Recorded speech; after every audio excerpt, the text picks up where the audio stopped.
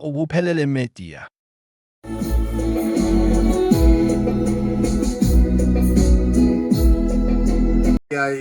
Khetha inkosi enkulu yasePhihleni bamaNazaretha unyazi lwezulu. Amen. Kunomfana wakaMhlongo okhona lapha phakathi kwethu, socela esilekelela ngokusifundela umthandazo weSabatha. Nkosi yombusisa. Amen. Bandla lenkosi masibukwe sithandaza. Sibonge kwinkosana yakwaMhlongo ebusifundela umthandazo wamanje ekseni. Inkosi imbusise. Amen. Sisenkonzweni leSabatha abayingcwele. Njengoba sila sonke silambele izwi lonyazi lwezulu. Amen. Sinezinsizwa ke ezikhona phakathi kwethu, iningi lazo zisuka eRichards Bay, esizocela ukuthi zisilekelele ngomsebenzi wamanje ekseni. Amen. Ngiyayikhetha inkosi enkulu yasePhihleni bamaNazaretha. Igama lami njengoba sekushiwo kuthiwa ngusihlalo wentsha yamaNazaretha okuthiwa inabasho kwaMpunyoni, igama kuthiwa nguGoodman wamkhwanazi. Amen. Siyabonga uThemshumayeli nje ngivulele izinsizwa eziqhamuka eBay. Amen. Uma ngikhumbula lenyanga Mshumayeli esikuyo, ngikhumbula ukuthi sisuka eMpuza, sisuka khona eBay kubo kwezinsizwa ezizophakama. Amen. Uma sisuka eMpuza sisuka endabeni enkulu kaBabamkhulu owafika kulelizwe la eMpunyoni, wafika nasemazweni amaningi, wafika naseyindaweni eziningi kakhulu lapho ebesilalele khona abagcotshwa bethu bekhuluma indaba enkulu yokufika kaShembe nokusindisa uShembe sindisa abantu. Amen.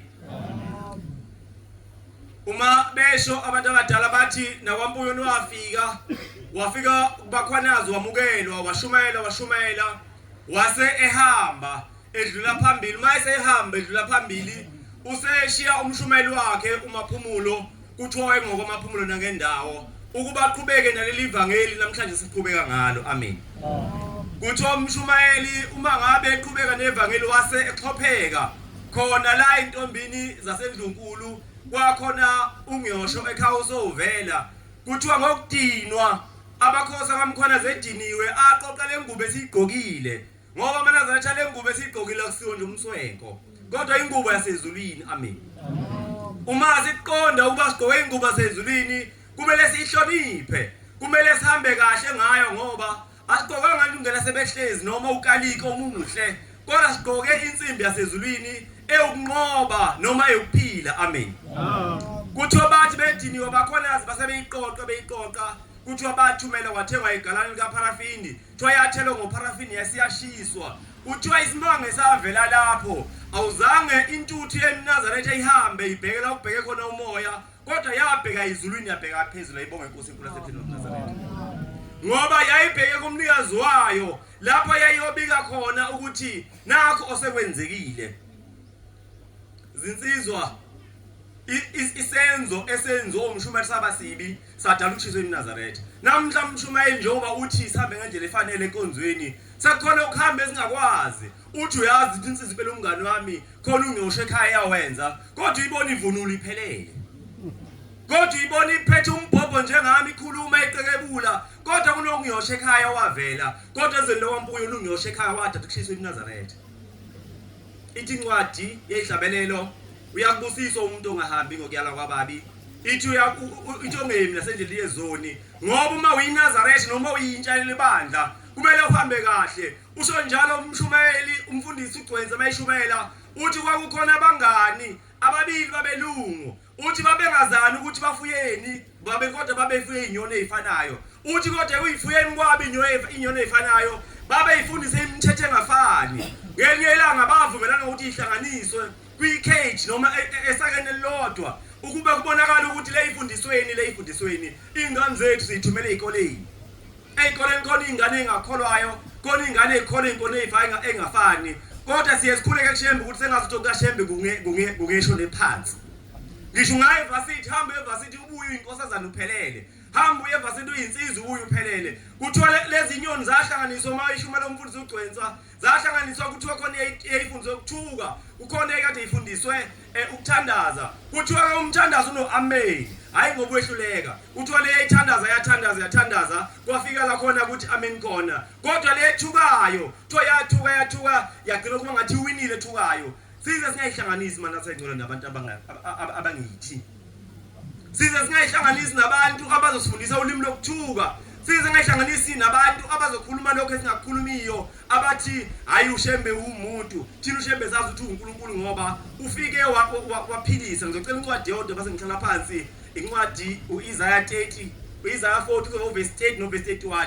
base ngiwela phansi ngoba uNkulunkulu lo esinqobile thina ngaye namhla ekade siyikho izolo kushintsha ngoShembe ukube nje inkonzo yami ngabe ngikhuluma ngami uShembe mina wangishintsha kanjani uthi ngelinye ilanga omunye umama ukhona umkhokheli lebandla uthi mfana ngoba wena bengikwazi uthi impilo yakho yashintsha kanjani wahamba yiphi inyanga ngithi mina ngahamba kuShembe ngiye ngisho ngithi noma ngihamba ngibona ngaphi imoto akekho umama othandazayo noma ubaba othandazayo ongake ethi namhlanje imisebenzi yakhe leyo imisebenzi kaShembe fundani nizizwe kepha bamethemba uJehova ithi kepha bamethemba uJehova bayathola amanye amandla ithi bayathola amanye amandla bakhuphuke ngamaphiko ithi bayakhuphuka ngamaphiko njengokhozi bayagijima bengakhathali ithi bayagijima bengakhathali behambe bengenakuphela amandla ithi bayakhamba bengenakuphela amandla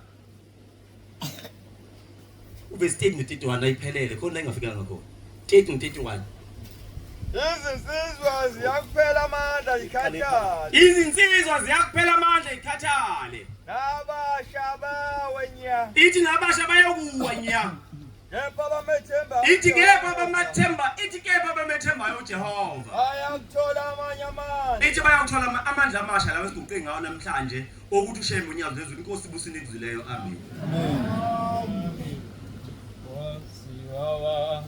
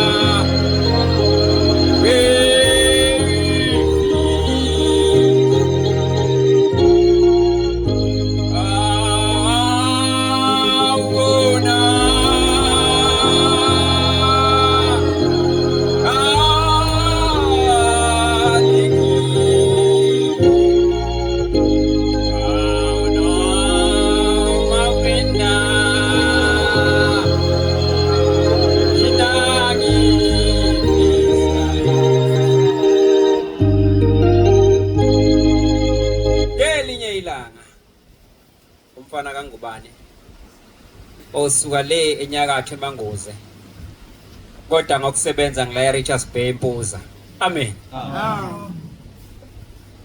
bantwana basezulwini sisenkonzweni yesabatha uNkulunkulu kaShembe ubhombela isitimela samamponda owasithanda ngayo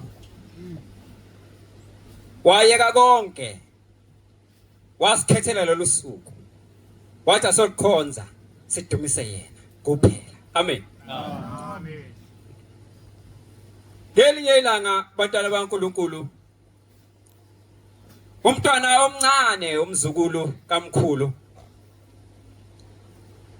uyafika usondela kumkhulu wakhe uthi mkhulu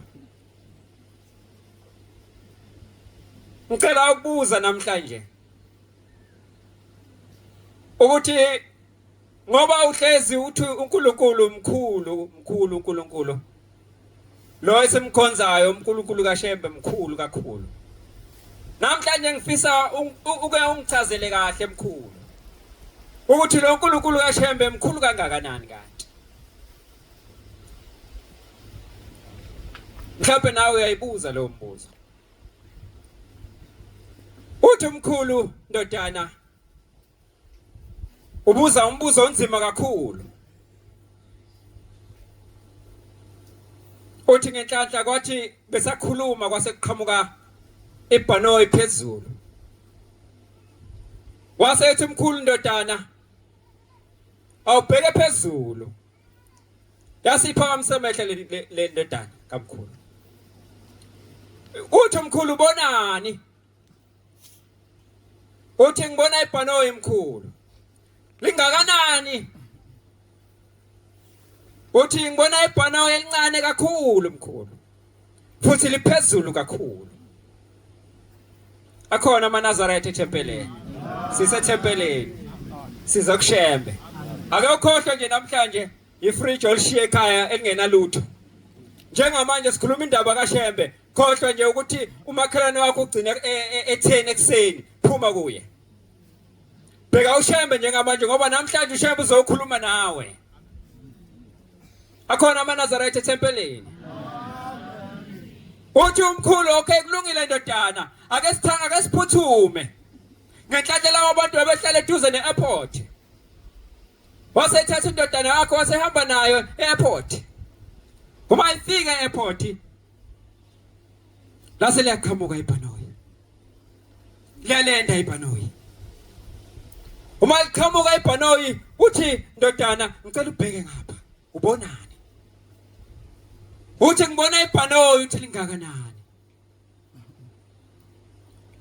uthi likhulu kakhulu mkhulu angaze ngilibone ibhanoyi lingaka selokhu ngaba khona emhlabeni uthi mkhulu ke mntanami noNkulunkulu njalo kuya ngokuthi wena ukude kangakanani naye uma useduze kakhulu noNkulunkulu kaShembe uzobona ubukhulu bakhe kodwa uma ukude kakhulu naye ngeke uzumbone ukuthi uShembe unyazi lezulu kukhulu kangakanani asibona abangatha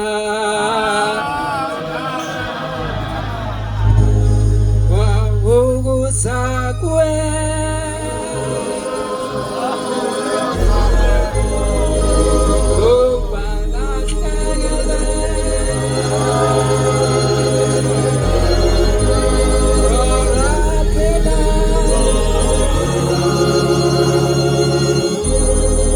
lapho ngelinye ilanga umfundisi wakithi umfundisi uNgubane umfundisi waseMpande abaningi bayamazi umfundisi wakithi lenyakatho wahamba sengasabone emehlweni sizokhuluma indaba kaShembe ngithe khohlwa ifridge engenalutho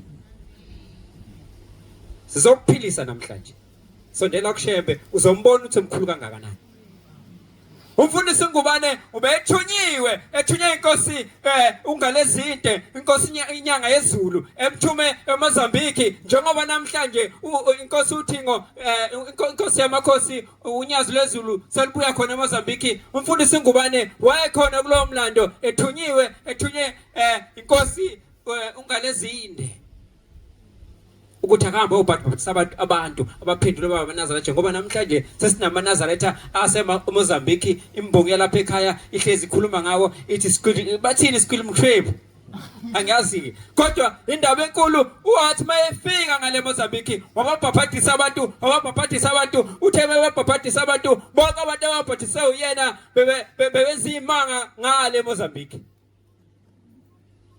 sikhuluma ngento ephathekayo uthe amasosha aseMozambique asayizwa indaba athi kukhona umthakathi ofikile lapha eMozambique uzothatha abantu bethu base bathi semfuna semthola nangempela bamfuna bamthola uthi babemthola bemthatha bahamba naye bathi wena namhlanje siyokubulala bamthatha umfundisi bamfaka ku swimming pool le swimming pool bayayisetha lana ngebhathini ukuthi amanzi alaphana abile noma abanda abe ice bese kufaka khona wasuyama lapha umfundisi bathi ngena wama umfundisi esaba wayesima ekhuluma le ndaba umfundisi wakithi ezekhala inyembezi bathi ngena uthi ngangazi ukuthi ngizokwenza njani uthi ngathi mangiphosa amehlo ngwaphosa lapha phakathi uthi ngase ngibona ubombela sitimela semaphondo phakathi nendawo kweSwimming pool wathi ushembe woza mntana uthi ngase ngiyabona ukuthi ayithemba likhona wase ngiyangena uthi mayengena base bayionisa aqala amanzi abila uthe mayepila amanzi ushembe ubombela isitima samampondo ephakathi laphana lapho kukhona khona umfundisi base bayabona laba ukuthi hayi sifaka umuntu oyedwa laphana lapha kukhona khona umfundisi amanzi awabili khona kodwa manje sasibona abantu abathathu sokunobombela inkosi lapha ongalezindi bese kuba wes4 umfundisi ngubani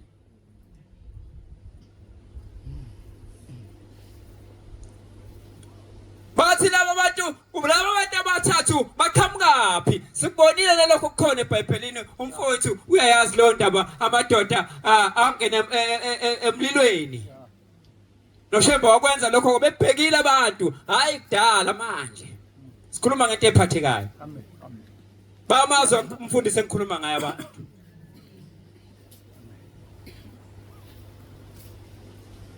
manje sibaningi ngabe ngiyaqhubeka ngoba indaba kaShembe inkulu kakhulu bamkhipha umfundisi bathi mabemkhipha umfundisi wasethi umbishop wendawo wathi uyamfuna lo mfundisi bonke abantu bamaNazaretha namhlanje njengoba umhlaba waseMozambique usugcwele umhlophe kangaka umfundisi ngubani waba isandla salokho inkosi yabusenikuzweni uthelani icilo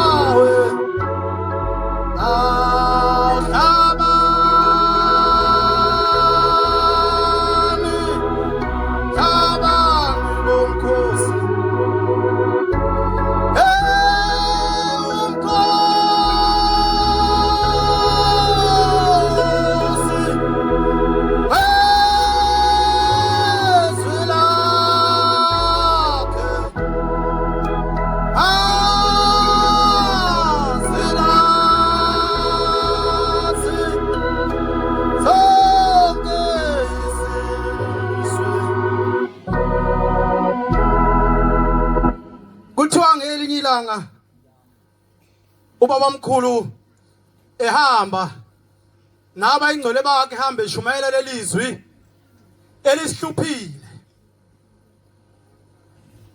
Uma ehamba endleleni bathi uma bemphakela base bosinyama base bengilethela ukumaya bathi uma beyisondeza kuye wayeseyiphebeza yayisiwela phansi enhlabathini bathi besabheka wayeseyithatha injalo wayeseyidla inenhlabathi bathi base luqhubeka uhambo bathi makuphakathi nohambo base besondela kuye abantu base bebuza bethi Nkosi yamakhosi sibone endleleni uma Nkosi sikulethela ukumaya Nkosi yamakhosi sibone Nkosi ukulahla phansi asazi Nkosi noma kungenxa yezono zethu na. Yasithi bantu bami ithi ngalesikhathi ningibona ngidla inenhlabathi ngiyalikhetha unyazi lwezulu. Ithi ngalesikhathi ningibona ngidla inenhlabathi ithi kufikele inhlizweni zenu nasemqondweni wenu. Bathi Nkosi yamakhosi zibe buhlungu inhliziyo zethu siphatheke habi siyalihamba nje lolu hambo kodwa inhliziyo zibuhlungu. Uthi hayi bantu bami benginifundisa ukuthi kulokhu kuhamba akukho ukujabula. Ithi uma usuthabathe isiphambano wawusumlandela ushembe ithi kulokhu hamba kukho ukujabula ungabona sekumnandi kakhulu kuwe ujabule nje wena awunazitha konke kuhamba kahle kuwe awumfuni uNkulunkulu. Ithi thiwa ngelinye ilanga inkosi ilanga isemanzi imtoti esikoleni ifundisa thiwa kwathe kuyenzeka ingane mayidlala aseyidlala duze namanzi kunephule esiphoseka ingane ebhunu yaphoseka phakathi emanzini. Ziyazi le ndaba lezi insizwa ngoba zingothisha. Yayisiphoseka phakathi emanzini uthe uma iphakathi emanzini base begijima abanye othisha base beyathisha omkhulu kwakuyinkosi yesibili inkosi la. Bathi yathi uma begijima beya kuyo bathi bayifunda bayifica ngaphakathi ifunda ibheka incwadi base beyibiza bethi base beyibika indaba bethi Mr Shembe bathi ingane isiphoseka emanzini thiwa isibabheka yathi base bebukana behamba bekhuluma bodwa bethi uthisha omkhulu nonya sambikela into ebhlungu kangaka ngalesa sikhathi kumlungu wakuyona into enkulu emhlabeni manje ngathi ngoba sinoNkulunkulu namhlanje sizenyezi asesabi lutho ngalo Shembe unyazi lwezulu noma sinje kodwa uShembe uNkulunkulu ethina abantu abamnyama. Bathi uma besabheka bengungile lapho yayiphoseke khona ingane yomlungu bathi base bebona kunyakaza amanzi kwase ungathi khona umuntu oyikhiphayo lengane ngaphandle base besondela kuyo base beyithinta bathi uma beyiphampa beyithinta eswini bathi uma kuphuma amanzi into yokuqala yayibuzayo yathi muphi uthisha omkhulu. Base bedideka ithi benginayo emanzini ithathe amanzi uma isezongena kimi emakhaleni wayesekhuluma nawo amanzi ukuthi awangangeni kimi emakhaleni wayesebeka imini yakhe emibili lapha kimi emakhaleni awangangena amanzi ithi yena lona ongikhiphile lapha njengoba ningibona ngiphumile. Bathi uma othisha sebegijima kuye bethi kushuthi ke manje uzojabula simxoxela into ephathi igama lakhe. Bathi uma bengena kuye base bebemxoxela bethi nansi ingane isiphumile ithi fike wena Mr Shembe emanzini wathi kanti uma benibikele benifuna ukuthi buyikhisho ubani. Base behamba bedidikile ukuthi kanti unjani lo muntu sengizohlala phansi. Ithi inkosi inyanga yezulu ngelinye ilanga iphethe inkonzo sasixoxelwa abadala le ndaba ithi mayixoxa le ndaba ithi bantu abami ithi kade ngihambile ngisezulwini ithi ngithe uma ngisezulwini ithi ngase ngizwa iphunga limnandi ithi khona lapha ithi khona imbali yami enobungcwele engibe sengiyithola lapha ithi ngabe sengibheka phakathi ebandleni ukuthi obani abangwazi ungiphathela kahle ubungcwele bami. Ithi ngibukile kuzo zonke inhlaka ithi ngabuka kobaba ithi ngangabona ukuthi bungahlala kuphi lobungcwele bami ithi ngase ngibheka komama ithi ngangabona ithi ngase ngibheka into yomzakulelo bandla izona engakwazi ukuphatha ubungcwele bami. Ilapho eyathi bantu abami ithi ngibhekile ubungcwele bami ithi mangibheka labantwana ithi ngikhumbula ezulwini ithi ngibona ezulwini ithi suka namhlanje igama lalabantu ithi igama labo sekuyinto abayepheza lapho yathi khona umuntu okona inkosazana sikubona lapha emhlabeni asikubona nakwelisayo. uthi ngelinye ilanga omunye umame uthi wabizwa inkosi yesibili mayimbiza inkosi yesibili yayisimthuma ithi mntanami ithi hamba ufike ungithathele isaka lama orange endlini uzobona yayisikhoma ithi wayesehamba kodwa wathi mefika abangayibona lento ayithunywe uShembe wabuyela enovalo wayesemphindisela futhi wathi mayisebuya isibili wayeseyifica lento abethunywe uShembe wayeseyithatha uShembe kuthi kwakuyisaka lama orange uthi wayeselithatha uShembe wayeselinikeza abantu uthi labantu ebanikile uthi abanela bonke lama orange ngithi mangaphosisi aze asala lo muntu engikhuluma ngayo khona lapha ngaphesheya uyangibuka owayethunywe inkosi la sengathi uShembe ngasipha ukumesaba ngoba into esihluphile ukujwayela sengathi uShembe besingamesaba lo Shembe sehlalweni unyazi lwezulu ngoba uNkulunkulu akekho omunye ngaphandle kwakhe sengihlala phansi uthi ngelinye ilanga ngaye ngakhuluma ngizokhuluma le ndaba bese ngihlala phansi ngaye ngakhuluma ngelinye ilanga sinenkinga kithi ngase sengena endlini ngalesikhathi sika 2020 kuqala iCovid sekuvaliwe emasontweni ngase ngikhuluma endlini yokuthandaza ngangena ngase ngikhuluma kwaku9 ebusuku ngathi inkosi yamakhosi nyazi lwezulu khona into engifuna ukuyiveza kakhulukazi labantwana abanganga nathi ukuthi asimesabe lo nkulunkulu sikhule nakho lokuthi uShembe uNkulunkulu ngase ngikhuluma ngathi uShembe nyazi lwezulu ngihlale ngizwa abantu bethi bakubolile ebusuku belele uyabona umuntu mayisuke ekhuluma into esuke yabelwa yena inkinga ngoba kwesinye isikhathi mayekhuluma uze ekwenze sengathi wena shuthi awukholwa uma kwenzeka kuye kanti umuntu nomuntu unesabelo sakhe uneziphiwo ngeziphiwo ithi-ke uma sengikhulumile kanjalo ngase ngilala kwawulesibili kwawulesithathu kwawulesine kwathi ngolesihlanu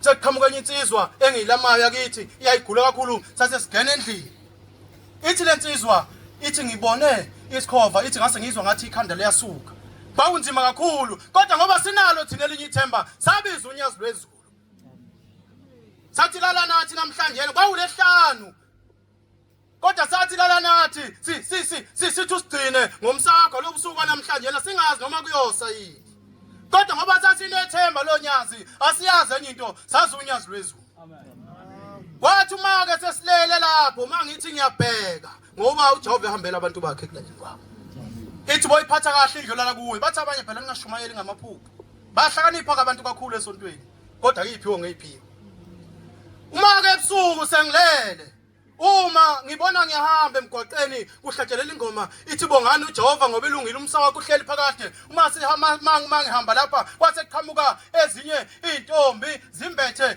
inanso kodwa mangithi ngiyibheka lezi intombi zifake izinkophe zipende imlomo zifake neinzipho mangithi ngiyibingelela lase ziyashinga azange avuma lase kwase kuqhamuka indoda lapha lendoda iphethe ubhoko mayikhomba phansi kusushingishane yayisiyabuza yathi nihamba phambili nashiya uJehova ngemuva azigijimi isimanga makuJanuary bonke abantu bahamba phambili ulwazi esingenalo ukuthi lo nkulunkulu kufanele simsabe kangakanani uyingozi lo nkulunkulu esihamba naye ithi le ndoda nihamba phambili nashiya uJehova ngemuva yathi kwesibili hamba phambili nashiya unyazi ngemuva yayisithi bheka laphana ngamangithi ngiyabheka ngase ngibona amakhosazana amaningi efaka amabhaya meruni yayisithi-ke ithi lawa amakhosazana asezulwini kwase kwehlukana ngwazi la ukuthi kwathiwa waphi kodwa kwathiwa lawa amakhosazana asezulwini ma-ke lithizwe nishiya uJehova ngemuva ebese ngithi enhlizweni yami konje ngilale ngithe ngifuna ukubona unyazi angangazi ukuthi kwenzakala Mshembe efuna ungikhombisa ukuthi ekulaleni nasekuvukeni naphansi kwamanzi ekujuleni uyomfica uShembe akukho lapha ngekho khona hey isimanga ngathi uma ngisalindile ngilendile kuzoqhamuka uJehova ngapha ngase ngizwa kwase kuqhamuka ifu ngapha lapha engikhomba ngakhona aqhamuka ifu liza leli ifu linayo yonke inhlobo yobuhle linayo yonke inhlobo yembala ngeze ubumnandi ngaphakathi uyayazi uyawazi lo muzwa owuzoma kuzoqhamuka uShembe uma kuqhamuka uShembe uyawazi lo muzwa kodwa ngawuzwa lowo muzwa ngathi ngiyabheka ngase ngiphakamisa izandla zombili ngisho ngezwe elikhulu ngithi uyesabeka ngathi enhlizweni yami kanti awiyo lento eyayihlalishiwe izalukwazi uma zizwe ubumnandi zizwe umuzwa wenkolo zithi uyesabeka uzwe uma iphakathi inkonzo uyizwe imbongi sisho izwa lo muzwa wasezulwini leza njalo lifulathi uma lelifu seliqondene nami umhlaba lapha engangikhona wadabuka yonke into eyayisemhlabeni yayisishona phansi ngase ngibuza ngathi shembe nyazi wezulu sekwenze njani lase likhuluma khona phakathi emafini lelizwi lomeme esingalo namhlanje lo nyazi lwethu sengathi shembe singamesaba lase likhuluma phakathi emafini lelizwi lonyazi lathi umntana nje wena ulala uthe ufuna ukubona unyazi ithi sengifikile usuyasaba futhi umhlaba wadabuka ihlahla lezi mangiyipheka zase yonke into yayikhona yayisiyesabeka yathi mntana nami sengifikile vuma izono angikwazi ke engayikhuluma kodwa emva kalapho kwase kuyavaleka kwase kuqhamuka indoda ithi le ndoda ithi mntana nami ithi mina ithi ngukhokho wakho ithi nje ububona umhlaba udabuka ithi insuku zakho ziphelile emhlabeni ithi ushembe ubesekulandile ithi ngoba ushembe ngabonwa ithi ushembe ubesekulandile ithi ke lokuphila okuphilayo akusikhona okwakho wathi ushembe ufuna inkomo yakhe ngabe ngiyikhuluma le ndaba engayenzelwa shembe uthi kodwa ushembe ufuna inkomo yakhe ithi kufanele uhambe utshela abantu unyazi luvele ezulwini ithi lapho uyobukhona ukhuluma indaba yashembe uyobhala ushembe unyazi luNkulunkulu phela inkosi bisenikuzwini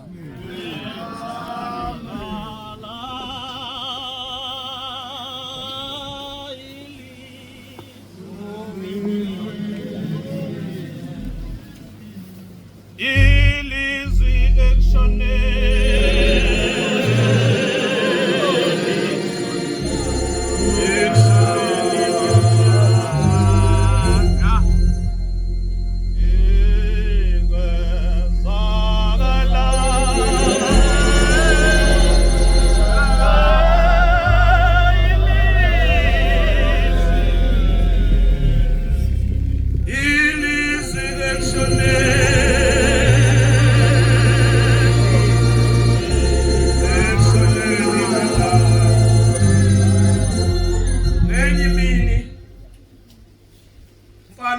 umsala ngemuva wasemanzimeleni ngenye imini ukuphelele media sasikhula kuleli bala saqanjwa amagama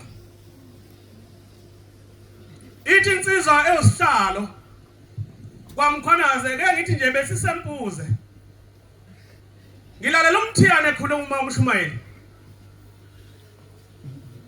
nami ngikhulume ngezwe lakithi kufika ushembe uBhombela amen mayifika enkosini yasemanzimeleni ngizoshesha nje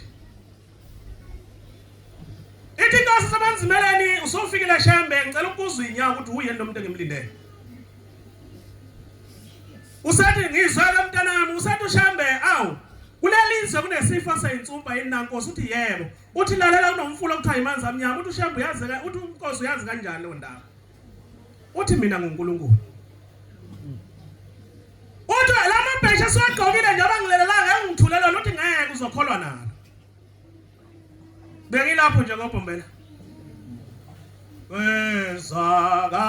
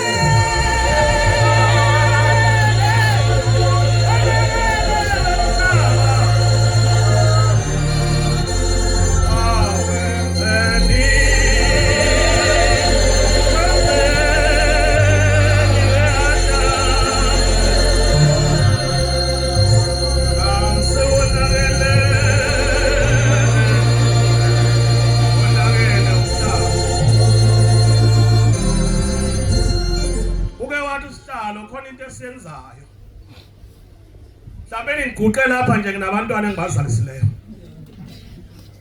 Mhlawumbe ngiphathisanga nje ngisiphathayo emgidini ngiyaziwa nokuhlabelela ngiyaziwa ngakho kanti inkinga kunomsokhalayo ngami. Sewenzani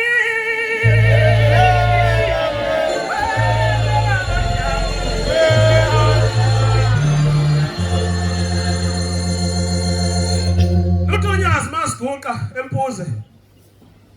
Nkosi yamakhosi sizocela ubaba ngoba bethu obonakala engaveli kodwa eNazaretha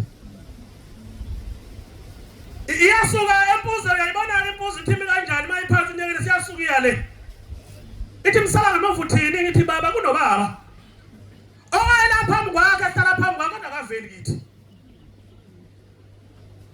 uthi kulungile mntanami mana ngibuza ibuka izandla ngikhuluma into yomsakazo ibuka izandla ithi hawu semgodini la iboshe khona ngithi shamba uboshelweni uthupha umnawo umfowabo inkosana ayizalayo ngithi khona nansi ngilandela uthi suka lapha sala funa ukukhuluma nawe namfana isithi lalela tshela lo ukuthi uyise uboshelwe yena wazala izingane zabantu eziwu6 akayile esilwini lo muzi esiya zindaba nazo qalisudi lokuguqela ahamba baba emhlabeni avinjwa ngecala uthi ushamba uvinjwa ngecala ngumfana uneyingane ezisithupha kodwa uqongo bemhlaba ujaha inkosazana ngalowo mzuzu kanye mina seteksini iyabuya emakhaya itekisi ziyaphikisana ezihlugo lokho uthi omnye ushamba uNkulunkulu uthi omnye akuyena uNkulunkulu ushembe uthi omnye hayi wena manje uNkulunkulu ushembe yabala khona ngempela ithi lensizwa ayisenzokushaya ngalokho manje ngithe ushemba kayena uNkulunkulu sekufakaza umama yabona baxabana uthi bantu ababushemba uNkulunkulu uthi ngenye mina bengabathola abantwana ubaba njalo ngibiza ekhaya mntanami ngasidla inkomo zabantu wena wangabathola abantwana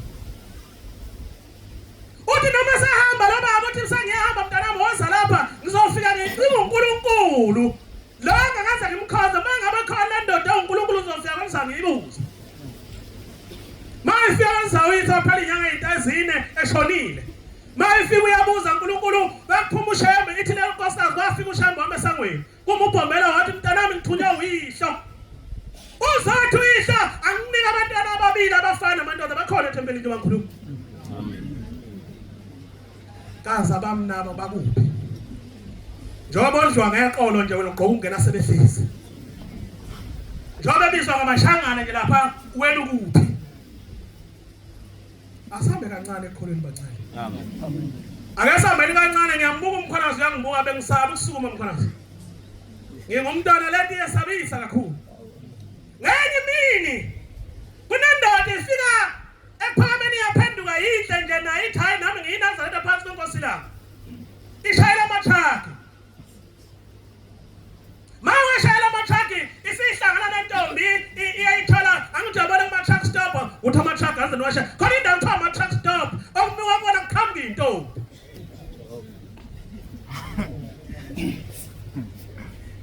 ukholwa kwethu kulobu Nazaretha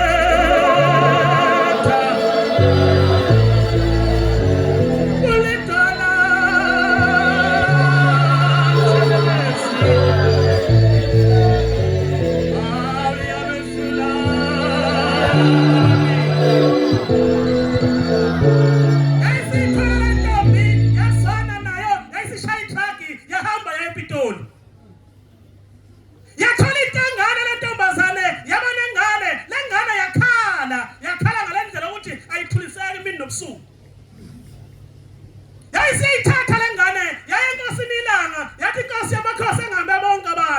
akekho umuntu engamahambile kuthiwa ngisekuwe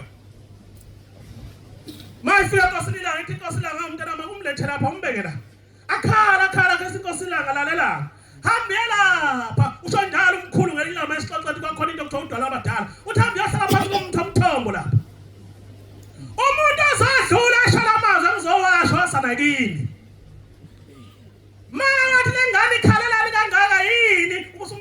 ukusana kimi akholwa wethu sasa ihlule intombi kodwa labudala badlula omama badlula bonke isiqhamuka insizwa sabona sisini ingane yakhala kangaka uthi uthe ushembe lo muntu ozosho njalo ngosana kuye wase nithatha ingane sami uyajabula lensizwa ukuthi yabona ushembe mayifiki alingalile sonto lilinde lo muntu kokhele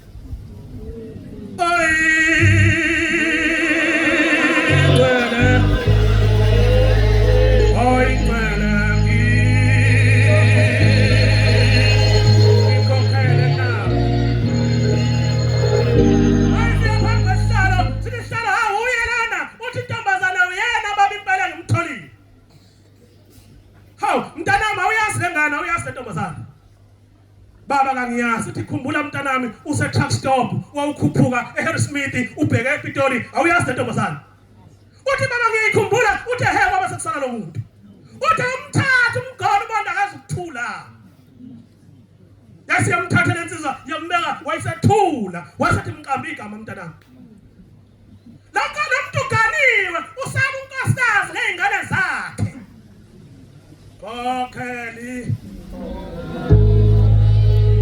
unamadoda lapha asaba amakhosikazi ukuthi uqale ngokudlalisa ingane ayikhohlisi nansi behlaza athi hayi uwe wedwa uwe nje uwe mayisigani laba sebevela kuyoshekha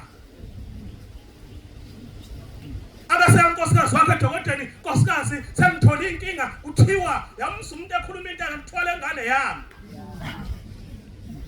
uthi unkosikazi kulungile ngamakuthiwa ingane yakho ngani ngiyazazi ingane zami wayeseyiqoqa ingane zakho unkosikazi omhle wayibeka lapha wayesethi gumle nale wathi hayi ingqondo iziyefana nezami ingane angazi noma uyayisonto engisho isisulu sengisho wathi awuziyefana eyakho impela ubuyifihlephi zingako ifihla uphatha lo mbhobho dumile ni ko Facebook nikhona yonke indawo anihlabeni niyandiza kodwa umthetho ekhaya ukho kodwa umuntu abazali bakhe abageza izandla ngaye kodwa umuntu othi mayiqala ukusebenza athenga imoto akhohle umzali kodwa umuntu mayiqala ukwenza into ahambe ayohlala eThekwini akhohle ukuthi khona abantu ekhaya kodwa makuthawu senkonzo noma ungasibuza nje baba umchunti isiphethwephi ukhona nje ongakutshela mhlawumbe khona ngishibhuka 23 akanaka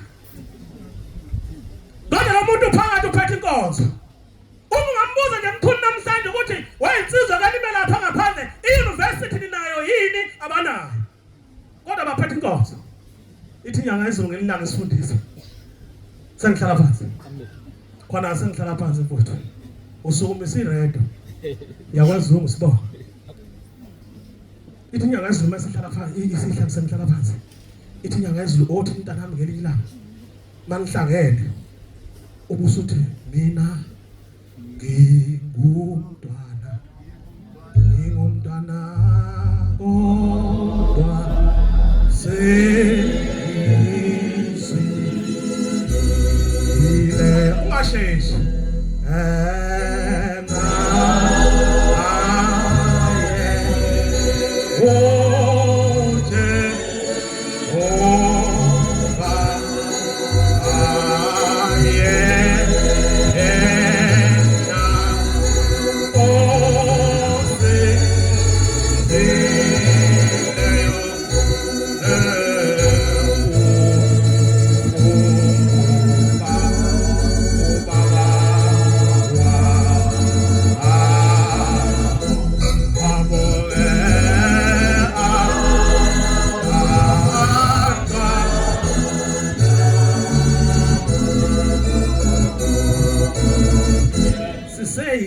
abantwana phansi kwabazali bethu umthandazo osabatha uthi indodana engamhloniphise ayibula ulindele ithuna noma ulindele ukufa ungatholi lutho emhlabeni Nkosi usilizwe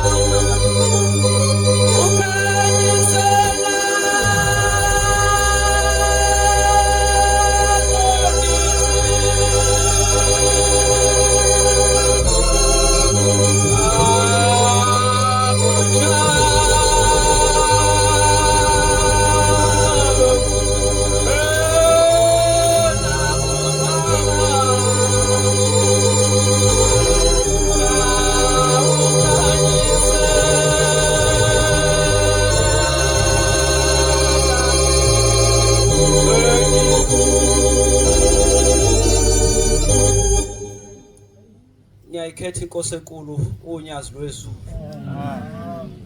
Ngumfana kaMtungu abantwana benkosi ezweni laseMandeni. Nami ngigibela sengigibela kanjena ihlobo ezinhle enkosini. Umthetho wakhona ngihamba nangu lo shaya keyboard mina. Bekungekho eskimini Mshumayeli. Manje ngigibela sengigibela kanjena ngigibela kanye nabantu abaprepayile Mshumayeli wenkosi. Kodwa ngoba kukhulunywa indaba kaShembe Mshumayeli wenkosi, nami le ndaba kaShembe engiyaziyo engiyizwile beyikhuluma abantu ngayibona beyenzeka phambi kwami namhlanje nami ngiyafakazisa ukuthi impela uShembe uNkulunkulu. Ngolunye usuku ihlobo ezinhle enkosini kwakukhuluma insizwa akaXulu. Bayayazi nampo umkhwanazi wasempuza, kukhona noBhuti uNhlahla, kukhona nowakithi ngapha ngasesangweni wakwaKhumalo. Insizwa lezo ihlobo ezinhle enkosini esithema sifika kuleya ndawo ebesithekela khona ulwazi zase zisifundisa ivangeli. Mhlawumbe kube lezi insizwa bezingekho phambi kwethu zisifundisa ivangeli, ngabe mhlawumbe kanginaso ngisho isibindi sokuguqa endaweni efana nayo. Kwakhuluma insizwa akaXulu ihlobo ezinhle enkosini ukuthi umvuzo lensizwa yaseBhukanana. Ithi lensizwa ngolunye usuku isafunda amabanga aphezulu ase high school. Kukhona umama wayehlale njalo efika esikoleni lapho ayifunda khona ezweni lasoLundi, lensizwa isahlala ekhaya konina. Ithi lensizwa lo mama wayefika njalo mangabe kumsombuluko ethandazise eqede mase yabuyela ekhaya kuzothi makulwesihlane futhi ephinde efike lo mama ethandazise ebuyele ekhaya.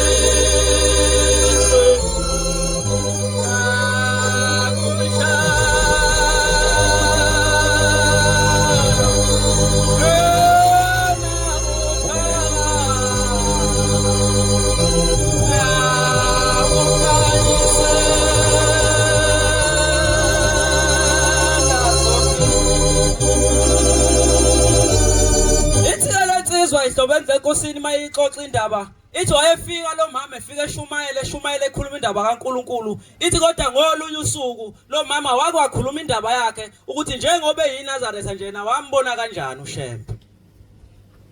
Uyabona ihlobo ezinhle enkosini mangasukuma lo nalo kuthiwa usho ukuthi uShembe wambona kanjani, ziningi indaba esingazizwa lapho. Uthi ke lo mama mayexoxa indaba ihlobo ezinhle enkosini uthi ngangihlupheka, uthi nganginosizi lo mama, uthi imbuya leyo kuthiwa idliwa ngothi, uthi ngangidla ngesipuni, uthi ngibeke amazambane ngaphezulu ngidle ngoba ngangihlupheka nginosizi. Ulo mama ngase ngishonelwe ngisho zingane zami, ngishonelwe ngisho umkhonyana nami ngasekhona umuntu, sekuyimina ngedwa nje ngiyiphethe. Uthi ke lo mama mayexoxa ihlobo ezinhle enkosini njengoba kukhuluma indaba kaShembe, le ndaba kaShembe ihlobo ezinhle enkosini ifuna nje izihlahla lezi esithenga ngaphansi kwazo. 16 15 uMarko uyifunda ugijima, 16 15 Marko. Ngiyagijima ihlobo enkosini nami ngiyagibela sengigibela kanje 16 15. Nkosi baba ngiyakuthanda empawena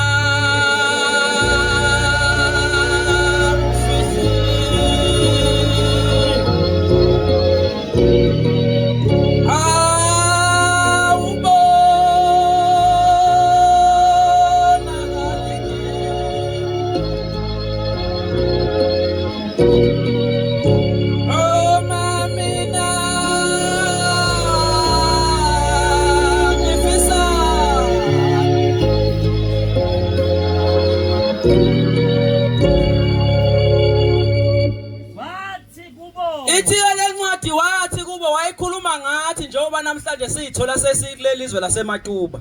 Hambani niye emhlabeni wonke. Ukuba sihambe siye wonke umhlaba, ngabe senyakatho, ngabe sempumalanga, ngabe senhle, ngabe ikuphi nakuphi.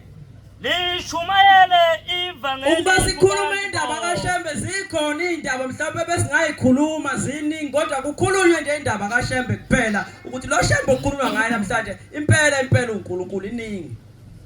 Uthi ke lo mama ehlobethe enkosini uma exoxa le ndaba uthi kwaze kwafika isikhathi lapho khona ngithatha isinqumo ukuba ngihambe ngeThekwini. Uthi ngathi mase ngifikile eThekwini uthi ngase ngibeke itafula uthi sengishomene nomunye umame esasihlupheka naye uthi asesibeka amatafula lapha uthi sasesidayisa uthi sadayisa uthi kwakuthengwa uthi kuphela usuku mhlawumbe kungathengwanga uthi ngakusasa sivuke mhlawumbe kuphela olunye usuku kungathengwanga uthi kodwa ngolunye usuku uthi wafika lo mama base behlangene naye ukuba bephethwe usizi bevula amatafula eThekwini. Wabesefika lo mama wathi inkosikazi uMasibani ngiyacela ukuthi wena sihambe siye kwelinye isonto kukhona isonto abalikhombayo ngapha eNtuzuma mhlawumbe noma kaMashwa ngilazi iTheku. Kuthiwa kunomfundisi kuthiwa abahlupheka uyabaqeda usize kasambe nathi siyozama khona. Uthi ke lo mama uma exoxa le ndaba ihlobe izinhle enkosini uthi ke akangiyanga ngaleso sikhathi uthi wahamba uthi lathi mali saqhubeka usizi lungibamba ihlobe izinhle enkosini uthi ngase ngidecide ukuthi nama ngihambe ngaye kulomfundisi usathi masifika kulomfundisi uthi asihula yini sibaningi sishaya ujenga siyaphambili kulomfundisi uthi ngababona abantu uthi bekhona bephambi kwami uthi wayebathandazela abantu ethu abantu ngegama lika Jesu kuumuntu evuke phansi uthi abanye bephalaza bekhipha inyoka uthi kwenze zonke izinto. Uthi ke lo mama ihlobo enkosini uthi wathi mase ngifikile eduze sekukhona mhlawumbe abantu abawu4 ngaphambi kwami uthi ngathi ngiyabukisisa kahle mangithi ngiyabuka kufana nendodana yami lena eyashonayo lo muntu othandazela abantu ufana nendodana yami eyashonayo kangazi ukuthi ufunani lapha. Uthi ngase ngiphatheka kabi lo mama ihlobo enkosini uthi ngase ngiphatheka kabi uthi ngase ngifika lapha uthi ngathi mangifika uthi yasibuza lo mfundisi ukuthi we mama ngibona ungibuka lapha ungibukani kangaka. Uthi wasemtshela wathi hayi ngikufanisa nendodana yami uSibanibani eyashonayo manje ngiyadideka mase ngikubona lapha.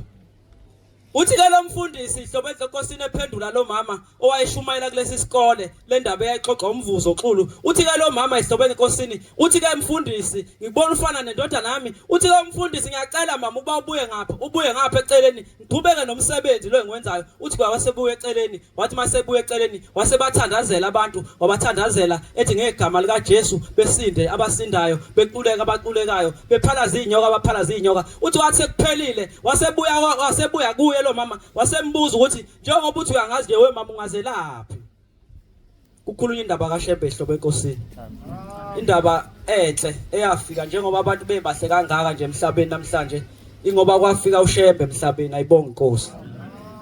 Uthi ke mayixoxa le ndaba lenkosana eyikhuluma uthi ke lo mama ngathi base sixoxa nalo mntwana uthi wasethi wena mama wami ngiyacela ukuthi ngolunye usuku ubeke inkukhu esekhaya ufike uchutha inkukhu esekhaya uhambe ekhaya ungilinde zofika ngomhlakabani ekhaya kube isikhathi kubani ngiyofika ngifuna siyixoxe kahle le ndaba yokuthi mina njengoba ungibona lapha ngumfundisi kanjani.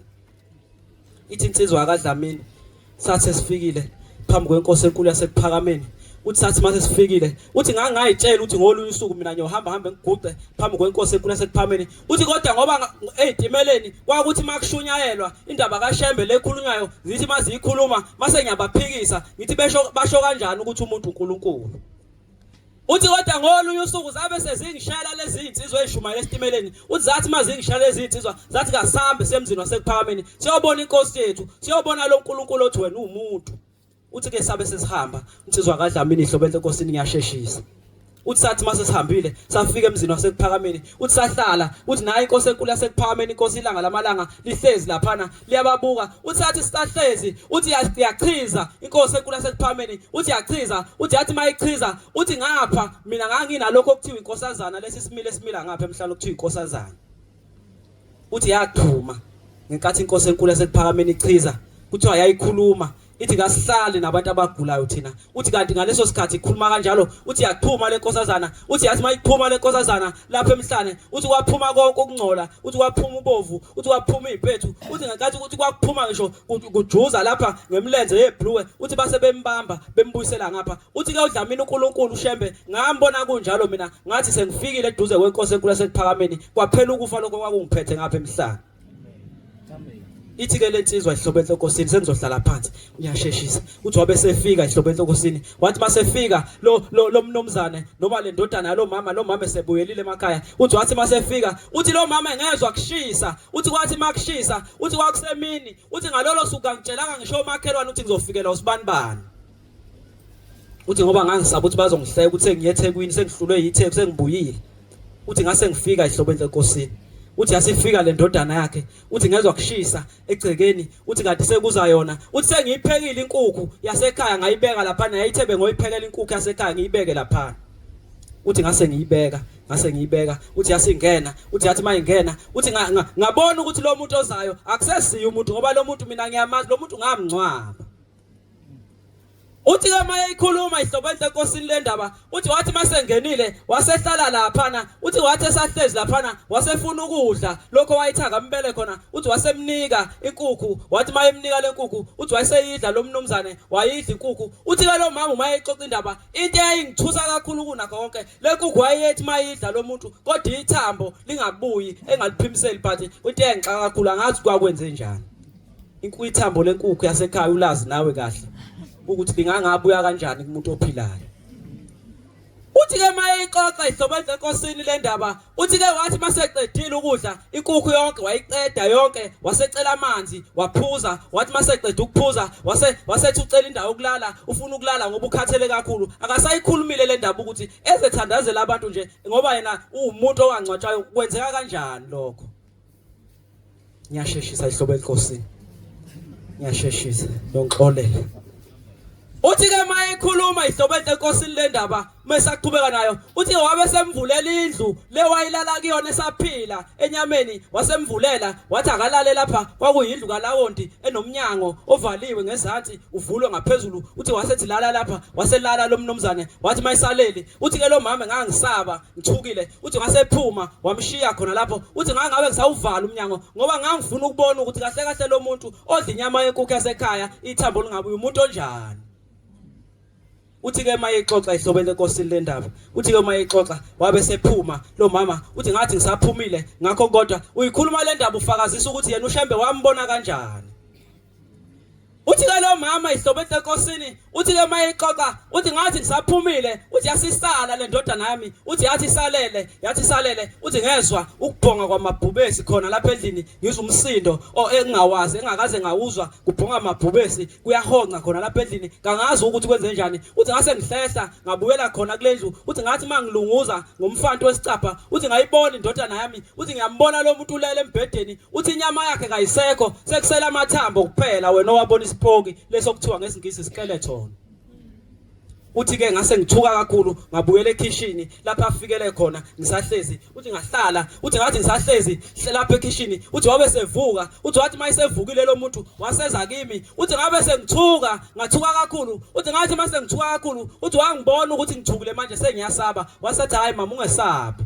ungathuki ngicela ungichazele into eyodwa ukuthi njengoba ngikade ngilele lapho uboneni uthi ke lo mama ngathi ngisangingiza ngithi ngizama ukuchaza wathi hayi mame uchaza ukuthi uboneni uthi ngabe sengimtshela ngathi mntana nami ngibone lapha na wena usuyisipoki busungasekho emzimbeni busuyisipoki uthi ke lo mntwana walo mama angithi mama njengoba ngahamba ezwasemhlabeni uthi mina kangiyanga ezulwini uthi njengoba ngikhona uthi sikhishiwe thina sibaningi uthi abanye bayashumayela ngapha enyakatho uthi abanye bashumayela ngapha uthi abanye bashumayela ngapha uthi sibaningi sisebenzela usathane thina ngoba suke sithi ngegama lika Jesu bewa abantu bebaningi beqathaka phansi uthi suke sirecruiter ngaleso sikhathi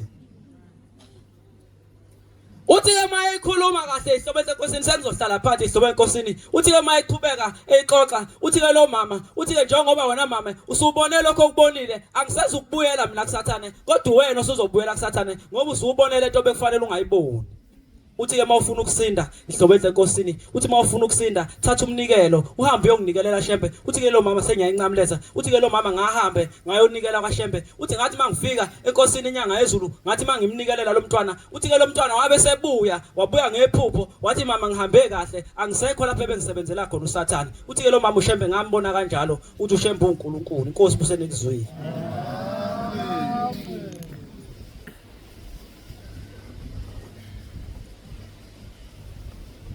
ngiyayikhetha inkosi enkulu enhle yamaNazaretha unyazo wezulu. Amen. Ngingumntwana komkhwanazi emzini wasempuza. Amen. Siyabonga bantwana basezulwini, siyabonga ukumenywa, siyabonga nezindaba ezinkulu kangaka uNkulunkulu asipha zona nabantwana bakaNkulunkulu abapha zona. Amen. Ngoba kuthiwa umvuzo wamukelwa abakhuluma lezi zindaba. Amen. Sengathi uNkulunkulu bengasamkelisa umvuzo omkhulu. Amen. Ngizwa kuthiwa simbalenhle. Amen. Angazi ezulwini, uma ezulwini kubhekwa noma kufunwa igama lethempeli kuba lifunwa kanjani. Kodwa nginenkolelo yokuthi uma kubhekwa igama lethempeli kubhekwa inhliziyo yabantu. Amen. Shembe ubuka abantu abakhona lapha bese bapha igama elifana njengeinhliziyo zabo. Amen. Imbali enhleke lena. Amen. Siyabonga mshumeli kaBaba, sibekezelela sizingane. Ngixolisele omunye umntwana ake obiziwe akasezi. Amen.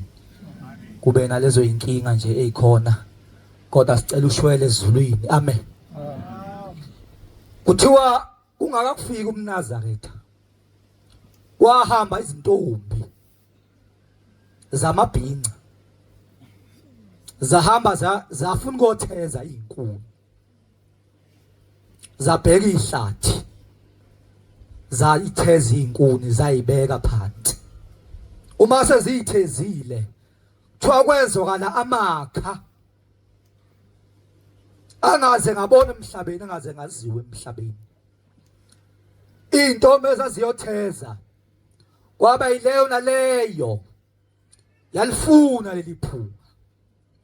Ithi insizwa yakwaNgubane engapha emva kwami ithi inkosi baba ngiyakuthanda. Ithi kepha wena ufihliwe. Ithi afunyana kuziphi izintaba lawo makha athandwa kuwena. Ile ndaba eyayifunwa lezi intombi thozawezwa makha zawafuna la makha zase ziphumputha zabheka ihlathi lonke. Kuthiwa zase zizwa ukuthi umoya ushaya ngaphi, shuthi njengoba udonsa ngapha umoya ubheka le, shuthi lento enuka inuka ngapha. Kuthiwa leyo ntombi naleyo ntombi yazifuna, ngoba amaNazaretha senkonzweni ukuzifuna. Muba umuntu kule nkonzo ongazifuni. Mesusa unyawo nje libeka ezibuze ukuthi ngabe ngisahamba ngayo indlela. Umuntu ongazibuzi ukuthi uhamba ngayo indlela, ithi inkosi lo muntu ulahliwe. Thi lo muntu akadaleli ukuba kuleli bandla, ngoba akazibuzi, akazishayi, akazithethisi ukuthi lento engiyenzayo engabe ifanele ukwenza umntwana weNazaretha, noma ngenza into engafanele ukwenza umntwana weNazaretha.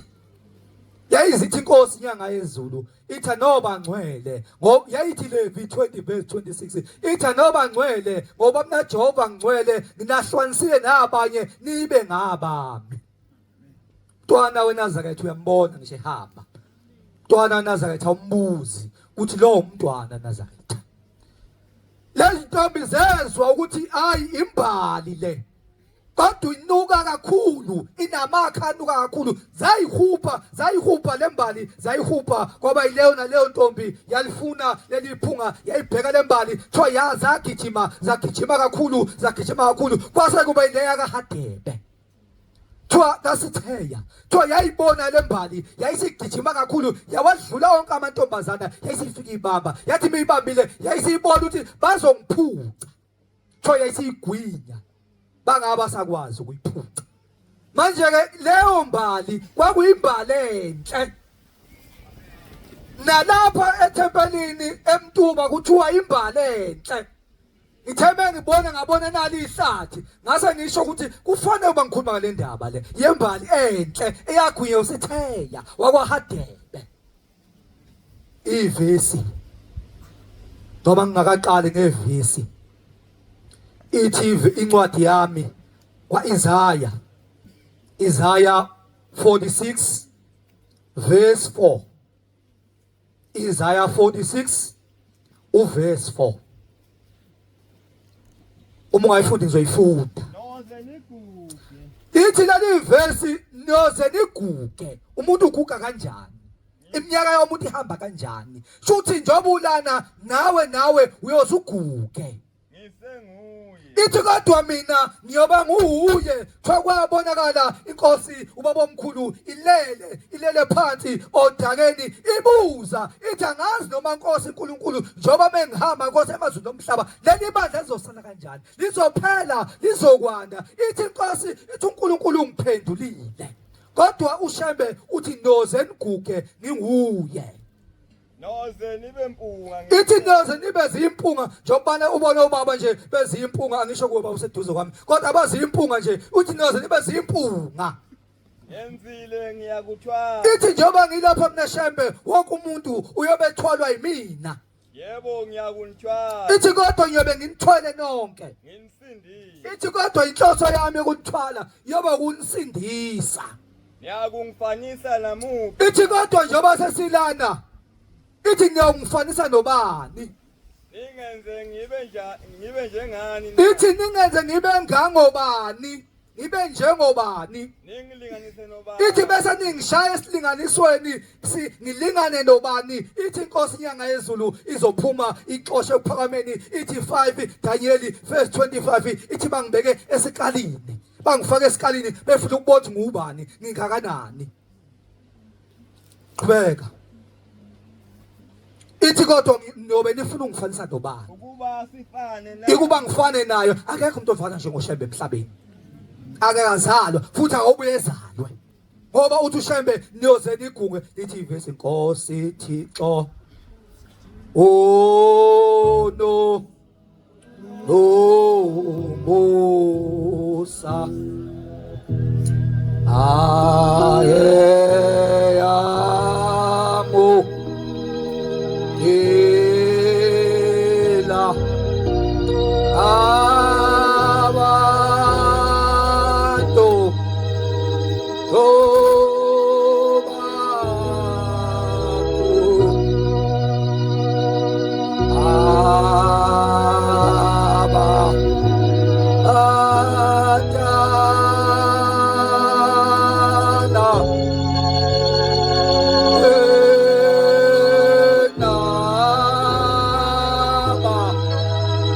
Never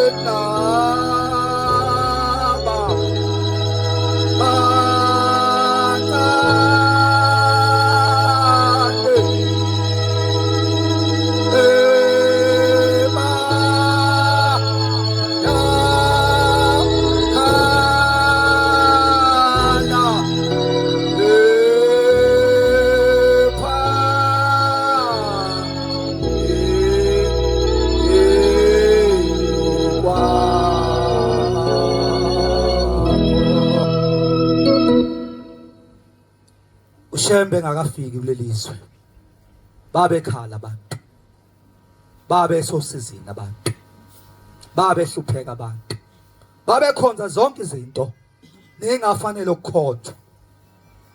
Angazi noma sibonile yini noba sibe nalo niso lokubuka ukuthi izona ekwenzekani kaMhlaba yalingana.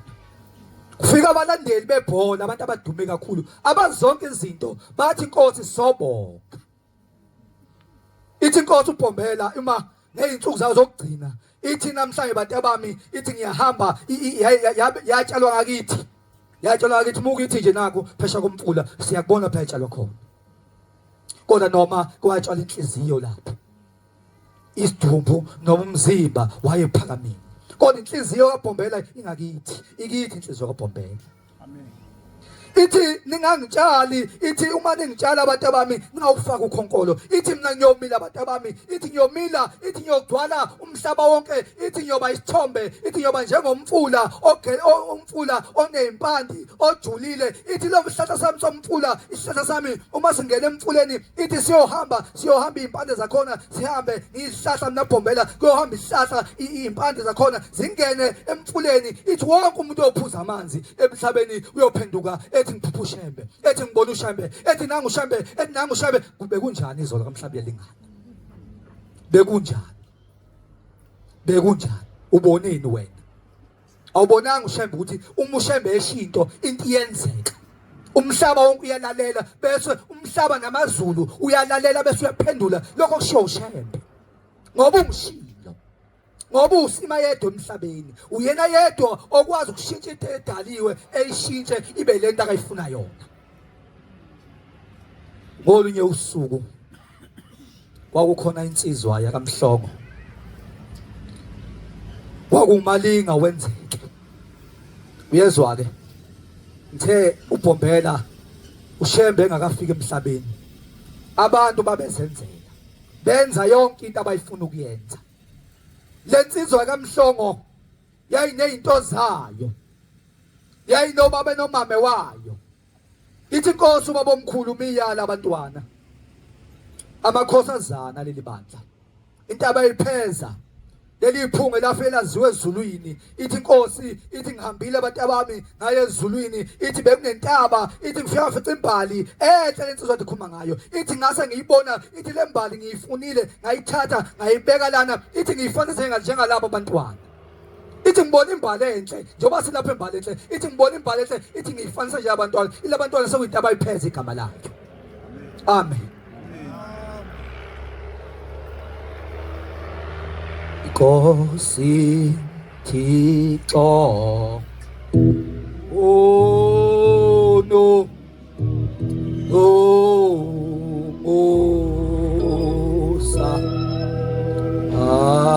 ayeya, ogela,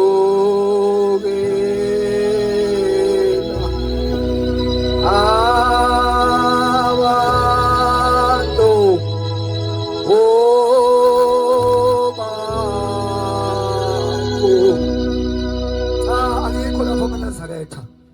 kodwa ngilensizwa lena ewumalinga kwenzeke. Lensizwa thuwa baba omkhulu wayibiza intombi, waziyala njoba sesilapha abantwana sekuyagoqa abantu basezulwini, sekuyagoqa abantu basezulwini. Thuwa waseyibiza intombi ubaba omkhulu, wasethi bantu bami, wasethi kuleli bandla, wasethi bantu bami, wathi imvunulo yakuleli bandla ningabogida ngemvunulo yomunye umuntu. Wathi imvunulo yakuleli bandla abantu bami, wathi imvunulo yakuleli bandla ayigqoka imvunulo mungaze uhamba uyithenga. Ithi imvunulo fanele ube nemali uyisebenzele ngezithukuthuku zakho bese uyayithenga bese uyayigqoka. Yayisibeka umnyalo, yayisibeka umnyalo, yathi ningatshelekisi ngemvunulo bantu bami. Yathi imvunulo, yathi umphefumulo wakho, yathi muhambile thina boShembe imvunulo siyayifuna ngebhokisi ize kuthina bese siyayibusisa. Ithi ngoba ngale kwenzayo uyobugidela thina ngayo. Ithi kodwa kuzokwenzeka imvunulo yakho utshelekise ngayo kanti utshelekise umuntu ongafanele ukuguda noma umuntu ongahlambulekele ukuguda. ithi bese kubhala icala ithi lo mvunulo yakho uyothi uyigqoka wena uyobusunecala. Ingakho kuleli bandla uma abantu betshelela imvunulo ekhipha umnikelo ethi naku umnikelo eyihlambulule. Yayisiyala lezi intombi saseyiphuma yathi batakamphuma nosebenza saseyihamba intombi zaya ngapha esitenga ukuyosebenza zafike zasebenza kwase kufika amabhuku aseyibona lezi intombi ezinhle ngoba into lapha ekhaya wonke umuntu uyayifuna. Uyabona lezi insizwa lapha ekhaya bayifuna bonke abantu bafuna ukuthi hayi lezi insizwa sinazaretha baze bethi fanta ke. Nentombi lapha ekhaya bayibuke beyifuna abantu beyifune abazi abantu banokungcwele lezi insizwa inokungcwele labo mama banokungcwele. Kuthiwa lezi insizwa zayibuka zayideketisa saseziyisaba kwase kufika insizwa ewukhomanda yalezi imoba lezi yayisithi mina ke ngumalinga kwenzeke. Yathi mina ngomalinga kwenzeke yathi mina ngihlulwa yinto yathi lezi intombi eseyifikile lapha uzoba amakhosikazi ami onke. Thokwaqala ithathe uqala bayishinqisela bayithatha yawo phansi yahayiza kwenze kwesibili kwaba njalo yahayiza nayo wayithatha wayenza unkosikazi wayo kwenze wesithathu wayithatha saseyibona izintombi yathi hawu kuyonakala saseyihamba saseyicabanga icebo ukuthi liphi icebo esolenza saseyihamba ziphindele kumnini wazo thozaphindele ephakameni sayifica inkosi yamaNazaretha ihleli ibuka phansi ihleli thoyeleke igxoba ngonyawo kanti iyazilindele ilindele amakhosazana ayo. Thoyayigxoba ngaphansi kwesihlahla somsilinga yalokhu igxoba ngonyawo yasebefika yathi abantu abamsenifikile bathi baba sesifikile. Bathi inkosi wasithuma ukuthi inkosi kule mvunulo yethu kufanele sihambe soyisebenzela. Sikwenzile inkosi kodwa lapha inkosi amakhosazana akho inkosi sebathathe onke. Bawathathile amathathu. Yayisithi inkosi ubani loyo? Base besho bathi malinga kwenzeke. Basho bathi malinga kwenzeke. Yathi inkosi yathi hawu ngiyamazi lo muntu loyo yathi ngimazi kudala lo muntu loyo obushembu sonke yasazi nobani oseMozambique uyamazi ophansi komfulu ushembe umuntu uyamazi ophezulu emoyeni uyamazi ithi ngiyamazi lo mntwana ithi kulungile abantu abami hambani nosebenza ithi lo muntu loyo ngifuna umphendule beingane encane. Yayisibuza inkosi umbuzo wesibili yathi abantu abami niyathandaza yini? Yathi nothandaza menilala yathi anothandaza menivuka ngoba njoba sebethathwa abantu bangaphandle umkhokhelo oyingcwele akasekho kuyena asekho kubona. Kusfa nele tena sonke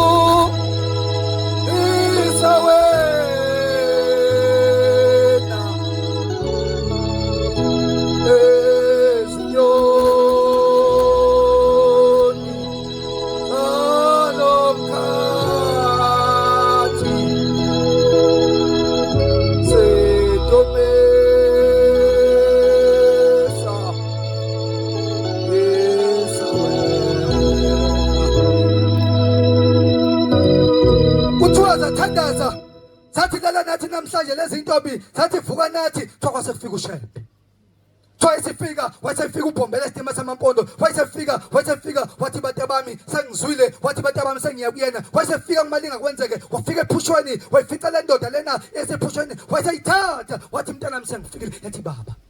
Ngoba wonke umuntu uma wakhuluma ushayebe uthi baba, omdala nomncane uthi baba.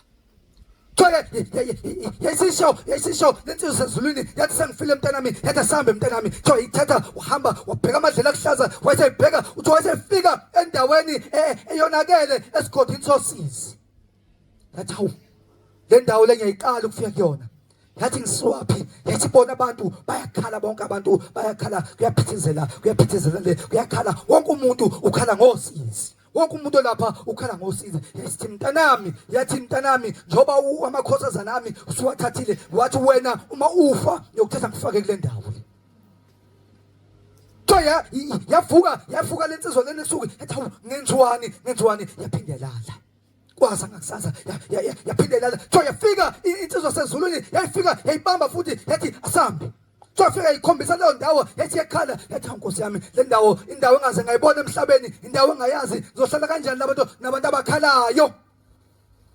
Futhi usizi lumlodo. Lensizwa lena isuka yathi Nkosi amanazela, yathi mina nguShembe. Yathi mntanami angazi ukuthi icala lomuntu owona inkosazana lithethwa kanjani. Yathi angazi noma mhlambe intethelo loyithola yini. Yathi kodwa mhlambe okungenani hamba okholwa. Yesifuna inkosi ephakameni, yesithi ke lalela kamntanami, uma ufuna ukukholwa kodwa thatha lezi zinto zakho zonke uhambe uyilahla.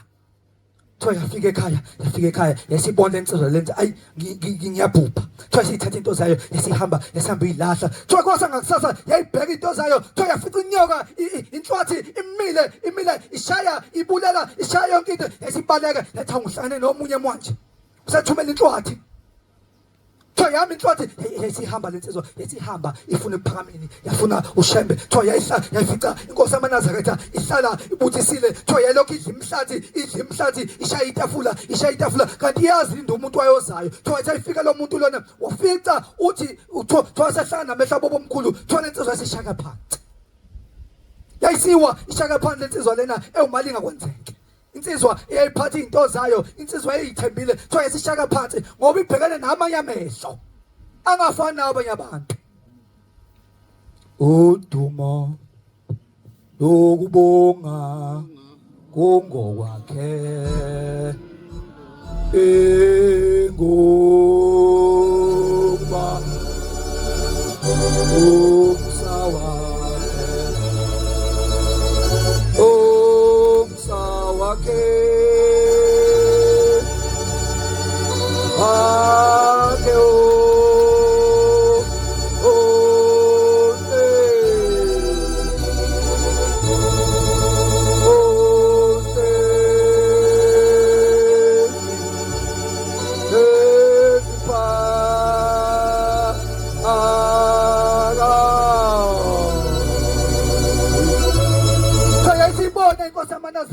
Yayisithi inkosi yamaNazaretha mthatheni nimuse lapha kuhlala khona abantu esebelindele ukuyiswa kwabheka bezayo.